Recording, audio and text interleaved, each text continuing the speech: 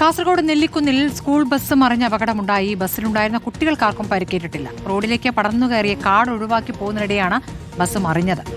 അരുൺ പൂപ്പറമ്പ വിവരങ്ങളുമായി. അരുൺ, വലിയൊരു അപകടമാകേണ്ടതെന്നാണ്. ഭാഗ്യം കൊണ്ട് രക്ഷപ്പെട്ടു അല്ലേ?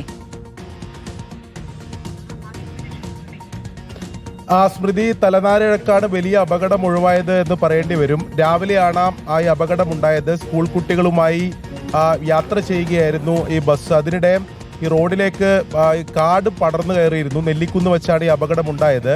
അത് ഒഴിവാക്കുന്നതിന് വേണ്ടി ഈ ബസ് ഒന്ന് വെട്ടിച്ചതാണ്. അതിനിടെ നിയന്ത്രണം വിട്ട് ഈ റോഡ് അരികിലേക്ക് മറിയുകയായിരുന്നു.